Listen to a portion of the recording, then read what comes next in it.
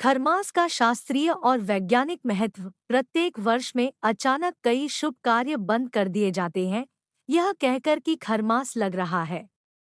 क्या है ऐसा इन दिनों में जब पूरे एक महीने कोई मांगलिक कार्य नहीं किया जाता? तो इसका शास्त्रीय पक्ष भी है और वैज्ञानिक पक्ष भी है।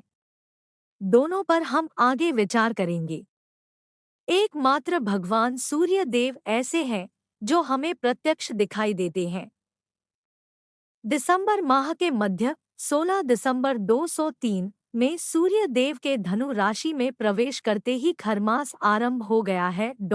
जब भी सूर्य बृहस्पति की राशि धनु में प्रवेश करते हैं तब खरमास लगता है और सारे मांगलिक प्रसंग इसलिए रोक दिए जाते हैं क्योंकि खरमास में सूर्य का तेज बृहस्पति में प्रवेश करते ही कमजोर हो जाता है। ऐसी परिस्थिति में पृथ्वी पर सूर्य का तेज और ताप कम हो जाता है। इस कारण से एक माह के लिए मांगलिक कार्य वर्जित हैं। जब सूर्य गुरु की राशि में प्रवेश करता है तब सूर्य की तेज उष्णता से गुरु की राशि धनु और मीन कमजोर हो जाती है। ऐसी स्थिति में शुभ कार्यों के पूर्ण न होने की संभावना बनी रहती है। खरमास का शास्त्रीय पक्ष क्या है? ज्योतिषाचार्य के अनुसार ज्योतिषीय में खरमास को धनवर दोष और मीनार दोष कहा जाता है। खरमास का अर्थ है खर, कठोर, मास, महीना, अर्थात वह महीना जो खुरदरा हो। मुहूर्त गणपति हरिशंकर सूरी अनुसार मार्गशीर्षे धनुष्यर के मीनार्क फाल्गुने शुभ सौरो व्रत विवाहादो मास सर्वत्र शस्यते, अर्थात चंद्र के मास अनुसार मार्गशीर्ष एवं फाल्गुन में विवाह को शुभ नहीं माना जाता है। और सूर्य मास के अनुसार धनु एवं मीन राशि में सूर्य के रहने पर विवाह को कभी शुभ नहीं माना जाएगा। इन कामों पर रहती है रोक। खरमास के समय विवाह, मुंडन संस्कार, यज्ञोपवीत, गृह प्रवेश, नया वाहन या नींव रखने का मुहूर्त आदि शुभ कार्य नहीं किए जाते क्योंकि ऐसी मान्यता है कि इनमें सफलता संदिग्ध है। खरमास के दौरान कौन से कार्य करें?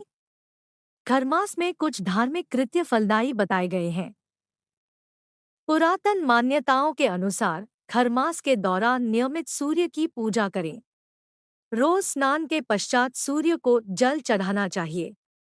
खरमास के दुष्प्रभाव से बचने के लिए इन दिनों में सूर्य के मंत्रों का जाप करना चाहिए। रविवार के दिन सूर्य देव की पूजा की जानी चाहिए। इसीलिए खरमास के समय हर रविवार व्रत रखना बहुत शुभ माना गया है। रविवार के दिन गुड़, गेहूं, लाल या नारंगी कपड़े का दान भी किया जा सकता है। सूर्य चालीसा का पाठ करना अतिउत्तम माना गया है। खरमास में बृहस्पति की पूजा करना भी शुभ मानी गई है, जिससे जीवन में प्रगति होती है। खरमास में भगवान विष्णु की पूजा भी की जाती है। बृहस्पति पूजा में इस मंत्र का जाप करें, ब्रह्म बृहस्पति नमः। सूर्य और भगवान विष्णु को अर्घ्य देने से शांति और समृद्धि आती है। सूर्य को कुंडली में मजबूत करने के लिए सूर्य को अर्घ्य देते हुए इस मंत्र का जाप करें, सूर्याय नम, घृणी सूर्याय नम। साथ ही सूर्य देव के आदित्य हृदय स्तोत्र का पाठ भी किया जा सकता है, जो कि वाल्मीकि रामायण में भी वर्णित है। दान पुण्य के कार्य करना चाहिए।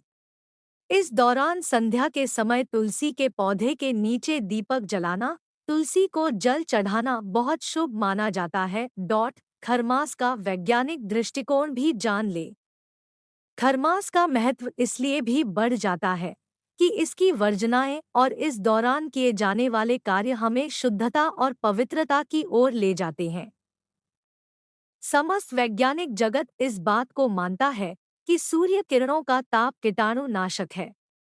चूंकि इस दरमियान किरणों का ताप क्षीण भी होता है, तो वातावरण में कई तरह के बैक्टीरिया और कीटाणुओं में वृद्धि होती है, जिससे बचाव के लिए ही हमारे ऋषि मुनियों ने ऐसे नियम बनाए हैं।